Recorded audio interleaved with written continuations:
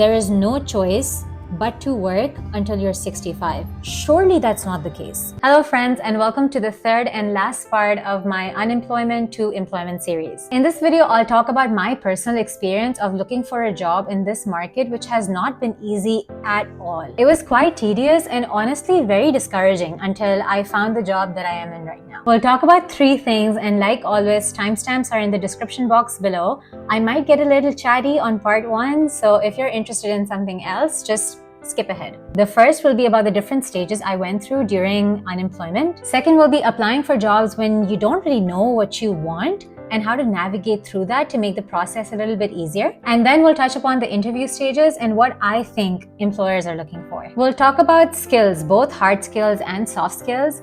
And as a co-op student, I have been interviewing every 4 months since 2016 until 2020, and I've interviewed at both small and large well-known companies, and so I will be bringing in that experience as well. Leaving a full-time job can be considered a new phase of life just because it's such a significant part of your life. On average, a person spends up to 90,000 hours, which is a third of their life, at their job, which is a lot, right? So naturally, if that phase ends, you're bound to feel confused. I went through a complete roller coaster of emotions. At first, because of the reason I left my job, I felt a huge sense of relief and freedom and gratitude and so many positive emotions. The positive emotions didn't last too long, and suddenly I had too much time and no idea what to do with it. Before, I was always just busy. I wasn't living intentionally. My life was just go, go, go. I had a bazillion meetings. I also did not have a business idea that I was pursuing, so that was the second phase, complete and utter confusion. Then as the months went by, the fear of uncertainty creeped in. I knew that I needed a firmware update in my mind because clearly I wanted something else, but I didn't know what that was, and the only way was to try and figure that out. So I started reading books, I started meeting different people, but for some reason that feeling of uncertainty just kept growing. It felt like everyone had done so much or were doing so much. Everyone was earning more money than I was because I was earning $0.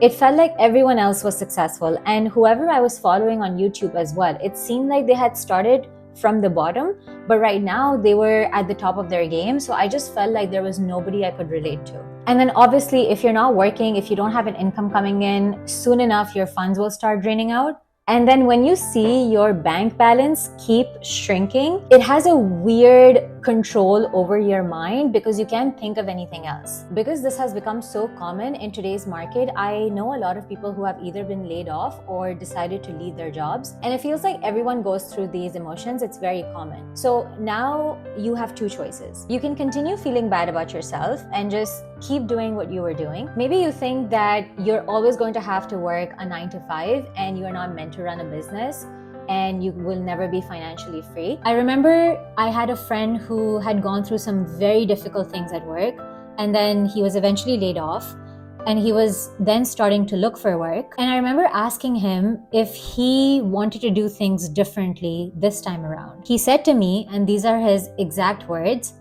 "Sharmeen, we are all slaves. There is no choice but to work until you're 65. And I was like, whoa. His words really hit me hard because surely that's not the case. There has to be another choice that you can make. Of course, while you're figuring things out, you need an income. And so you may have to go back to your corporate job just like I did. And there's nothing wrong with that. The problem is with your mindset. The second choice is, instead of going back to your old ways where you're not really living intentionally, you can start to explore options that you can create for yourself. I'm trying to see what I can do with YouTube here because I want to explore what my interests are. I don't know what they are. My whole life has revolved around my job, and I want to figure out what else is out there and what can I be good at. I'm terrified of making videos. I'm not very good at making videos. Being in front of a camera really scares me, which is why I have not told any of my friends about this YouTube channel, but I want to try and see what's out there. You have to start somewhere. You just have to figure out what the first steps are. Giving up before the game even starts just does not feel very hopeful. A lot of people are in careers that they don't enjoy or that they didn't choose. So when you're thinking of leaving your job or you already have, now is your chance to start exploring the things that you might want to do in the future. I recommend doing this before you quit, but you can still do it after. Start reaching out to people who are in positions that you think you might be interested in and just ask them what their day-to-day is like and what they do in their jobs. If you just reach out to people to ask for a job or ask for a referral, they're not going to give you the time of day. But a lot of people would love to grab a cup of coffee and just talk about what they do in their jobs. People like talking about themselves, and if you have a genuine interest, that will show, and a lot of people will give you their time. Then you can start making a list of the things that you already know. This could be industry knowledge that applies to different companies. For example, in the finance industry, if you know about financial derivatives, if you have knowledge about how front, middle, and back office works, or if you're in supply chain management, or you're a product manager, or you're in the analytics field, your industry knowledge can be applied to many different companies. You can write all that down, group it together, and then make a list of 2 to 4 different kinds of roles that you think you will be a good fit for. For example, I have a finance and business background, but I switched to data analytics. So the 3 kinds of roles that I was applying for were financial analyst, data analyst or data engineer, and management consultant. This is really helpful because instead of applying to every single job out there, you can have 3 focus areas, and then you can tailor your resume to each job that you're applying for. You'll soon realize that you don't have to change that much because you have a focus area, and majority of the jobs for the same industry are looking for common skills. This can help make the job search process a lot easier and less overwhelming, and you might even start getting more interviews as a result.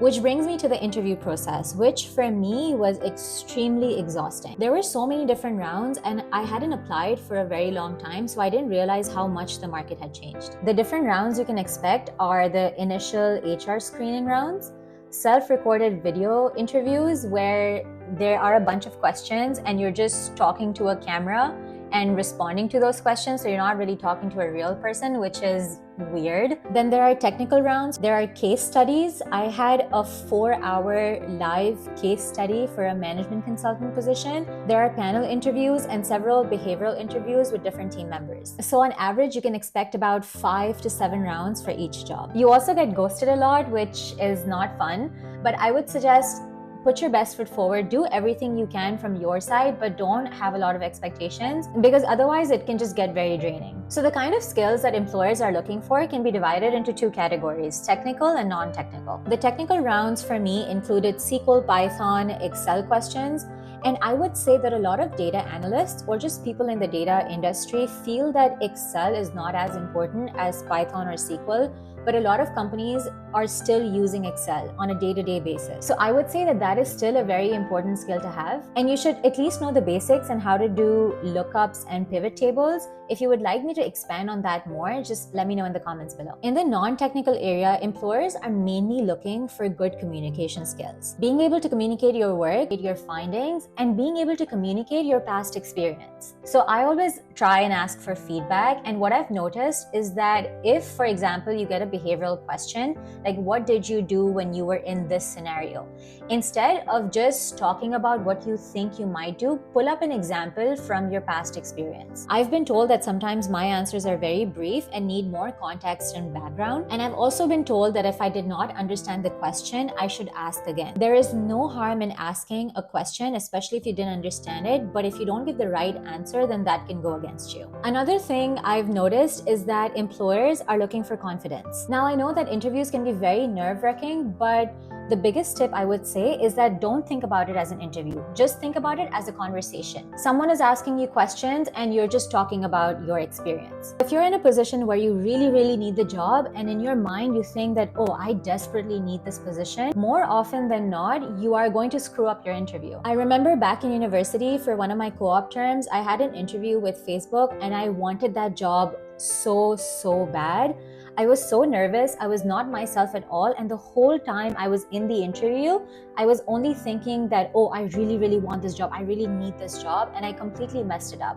I did not show my personality. I wasn't talking confidently. And so I think that is the thing that lost me that job. In one of my other interviews, I remember it was with RBC and it was a front office finance role. The interview wasn't really going that well, and I remember them asking a definition about swaps and options, and I just could not remember the exact definition. I was straight up about it, and I asked them to give me a scenario instead of asking for a definition, because anyone can Google the definition, right? They presented me with a scenario and I was able to correctly answer that question, and I ended up getting the offer. So it's all about your confidence. So if you go in an interview and you think that it's not really going the way you want it to go, just don't be nervous, be confident, show your curiosity, answer questions with detail, give context, give some background, and show proper communication. And I think those are the skills that employers are really looking for. I hope this video was helpful, and my goal here was just to document my 1-year journey of unemployment and to maybe help at least one person out there. So thank you for hanging with me, and I'll see you in the next one. Bye.